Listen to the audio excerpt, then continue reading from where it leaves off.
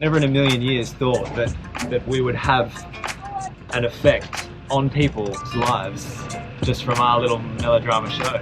You know what you did.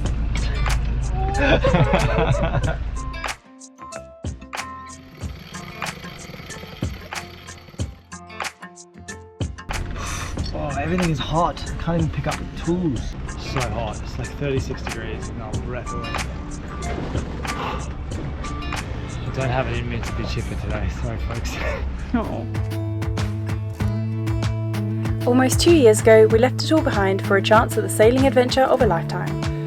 It has not been smooth sailing since then, but together we are learning and laughing our way through. Our hope is that if we laugh long enough, we can make our merry way around the world. And this is a Millennial Falcon.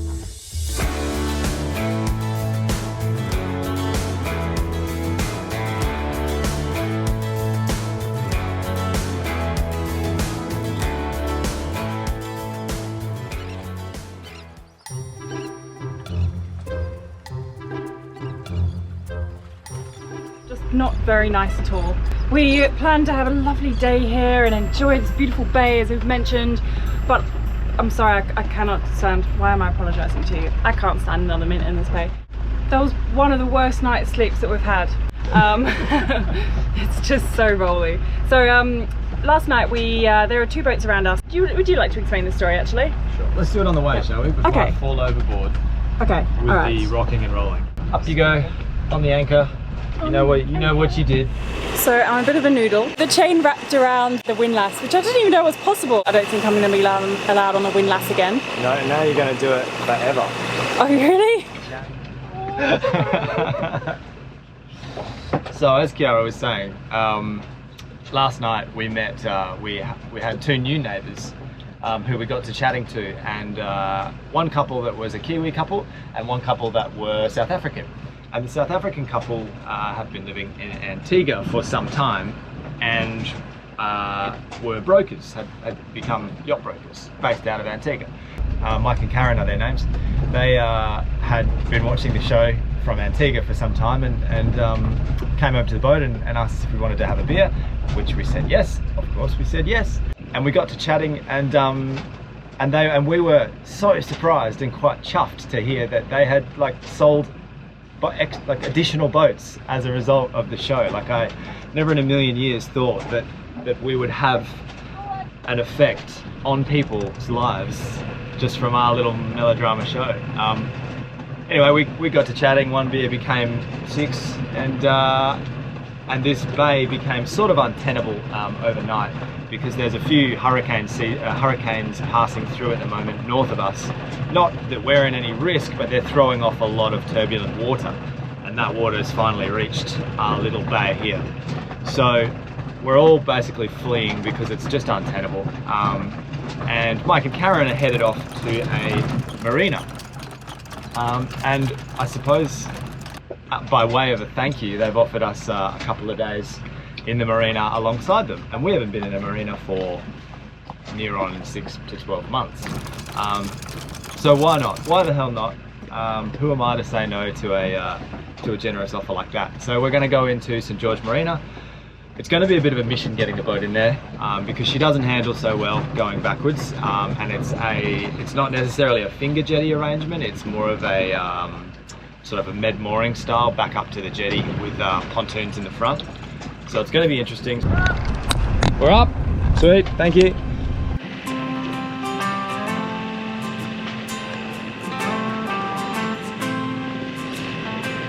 Nice to see you wearing appropriate boat attire again. Sometimes a girl just has to wear a dress. Sometimes a girl just likes to feel pretty.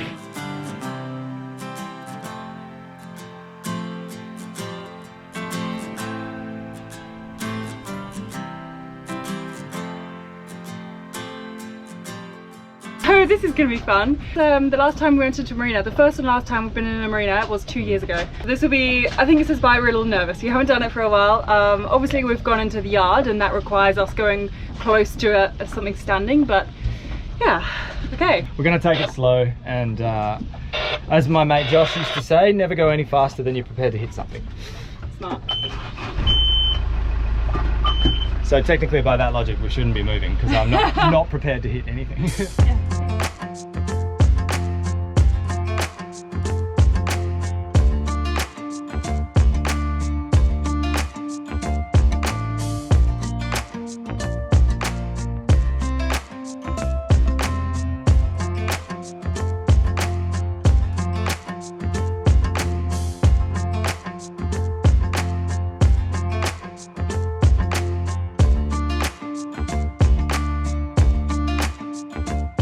And just like that, we're in a marina. One of the reasons that we were kind of jumping to go into a marina was to do the rigging. You may have noticed last week that we received the first of many parcels arriving into Grenada. The reason for this influx of mail is that we are trying our best to get as many upgrades completed on the boat as soon as possible before the world reopens. Chief among these upgrades is the completion of our rigging. If you've been with us for a while, then you'll recall we had completed a partial rigging replacement in St Martin prior to our departure for Bermuda last year.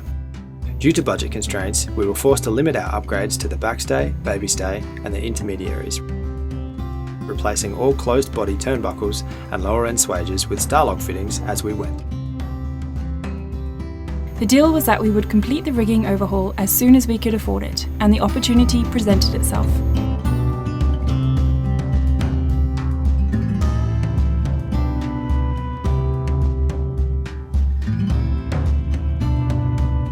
Okay, moment of truth. Let's see if they haven't just sent us a box of lead. So we did shop around quite a lot to try and get the best price. Kiara shopped around a lot to try and get the best price possible. What was the company you ended up going with, Bob? Rigging only. Rigging only. I mean, thus far I've been very impressed with the speed of the turnaround. Oh look, and they've labelled everything for us too. Oh, that's awesome. That looks great. Lower, lower, lower. Alright. Lower. Four lowers. Oh, and a magazine, yay! 4 lowers, alright. It's good. Now, these are good Sta-loks. Yep. Sta-loks, cones and Wedges. fittings, wedges, whatever. Forestay, good. And 2 enters. Sorry, top cap rather. Very good. And a magazine. Good old boat. Let's try and get it on, see if it fits. We'll do the top caps first. Get an easy win on the board. Well, not easy, Yep. but get a few wins on the board. Get the juices flowing, and then we'll graduate to the top of the mast over time. I'm really nervous that I've ordered the wrong lengths. I've given myself 2 feet, we've given ourselves 2 feet extra on top of our measurements, just to kind of cut them down and fit them with Sta-loks that we have at the end. But even so, it's really nerve-wracking. We took the measurements last year, and I hope I found the right page. I hope I gave myself enough of a buffer.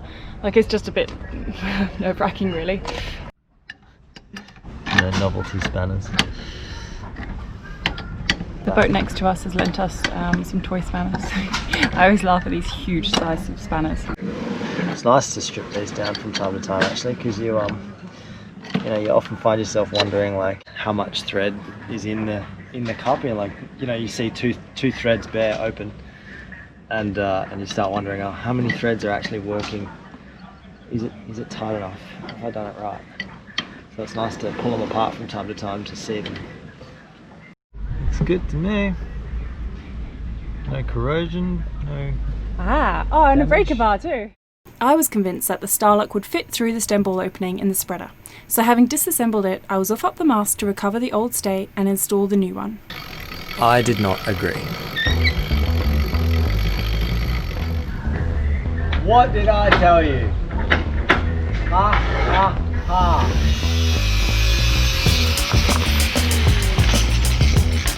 Yeah, you're right. Pull it up.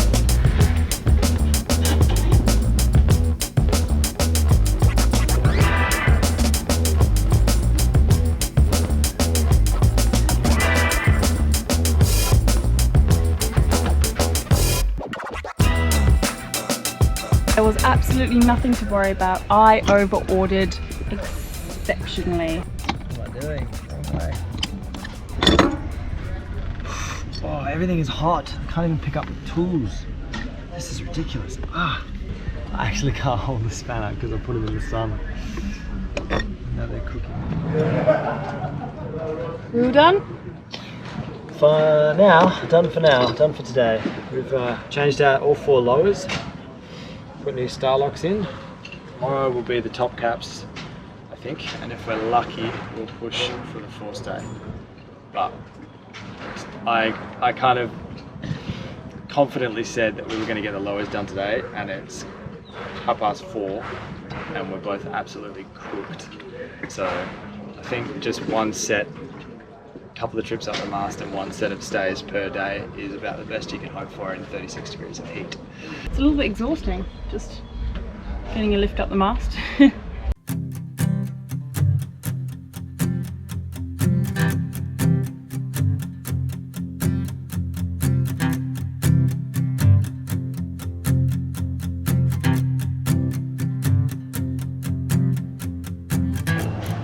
To a bright and early start. Yeah. Today's the day we find out. I'm planning for forestay's going to work. We're both really, really tired. And just want to see the end of the trip now. So some of the bolts for the roller furler are a little bit seized up, so we're reluctant to take the whole roller furler off because we might not be able to get the whole roller furler back on again. So we want to leave the roller furler in place along with the tube of the roller furler and just take out the insides, just take out the rigging from inside the tubes. It's a little bit problematic, I guess. The weight might weigh it down. So we've kind of ummed and ahed about how we're going to do it, and we are going to have I think Adam's already done it, yep. So we're going to support the forestay when it's down with a halyard. We're using our spinnaker halyard so that the mast is going to stay up. We're going to support the mast. So while I'm hoisting Adam up the mast, we're going to tie bits of rope to the halyard and the jib so that when we take the wire out from the inside, hopefully it stays attached to the halyard and doesn't just fall down. This is our hope. With the roller furler hub lashed securely to the bowsprit and the 2 support plates detached, the furling tube was essentially hanging on the halyard and leaning against the slackened forestay. Our intention was to lash the furler tube along its length to the spinnaker halyard tied to the bow and tensioned off to support the furler tube whilst we switched out the forestay.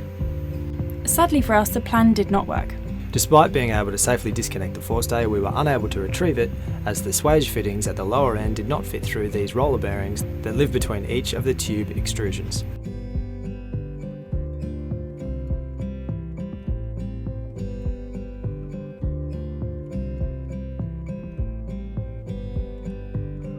This is a bit of a momentous occasion for today.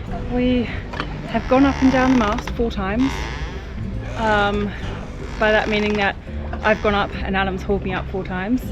We are on our very last day, and so we didn't manage to do the forestay, but we are on a very last day for the day, which are the top caps. And we, after much trial and error, we've decided that we're just going to wait for the forestay until we're beside a dock, beside a pontoon kind of situation where we can actually lay the forestay out flat. But yeah, we're almost there. It's about 4 o'clock and we're both tired. We're both very much in need of a beer. If you have more words coming out of you right now than I do, then this would be a good thing, but you can summarize if you'd prefer. My soul is crushed. Oh. I was just so burned, so dehydrated, so hot. It's like 36 degrees with not a breath of wind. I don't have it in me to be chipper today, sorry folks. Oh, that's fine. You smiled, that's enough.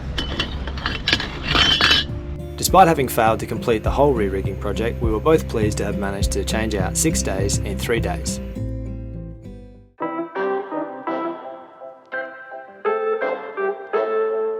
The following morning we said our goodbyes and took Millie back out where she belonged. Thank you! Bye, see you later! Alright. We come back here a lot of times, washing and all this, so I'm sure we'll see you again. So I've got the leeward lines off the front, the sides, and then Which ones? Those pick up ones? the windward, pick up the stern, no, these ones. Okay. And then we're off. Alright. Thanks. Thanks, mate. What was that bang down there? It was the tow rail rubbing against the pylon. All right, we are out of here. It wasn't the smoothest departure we've ever made, but that's all right. Nothing broke. Nothing broke. We didn't lose any paint. Just a little clunkety clunk on the rub rail, which is what it's there for. So all's well that ends well. So the plan now is to head around to Grand Mal because yet again the Coast Guard has shooed everyone out of St George. So we have to drive about 2 miles to the north, which is a nice little sheltered bay where we'll just put the boat back together, get ourselves back to zero, do some editing, and generally round out all the little odd jobs. We're back in the water. We were never out of the water.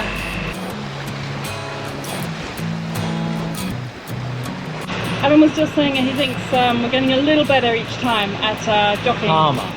We're getting more and more calm with every attempt. I wouldn't say we're getting better. Although we've never broken anything or anyone else's boat. Yeah. We don't just come in like a wrecking ball, and this is a challenging boat to back up into a slip. But the notion of doing it doesn't, render me paralytic with fear anymore. Yeah. I think it's just because we've got some practice and we've sort of developing a record of success, I guess you could say. Yeah.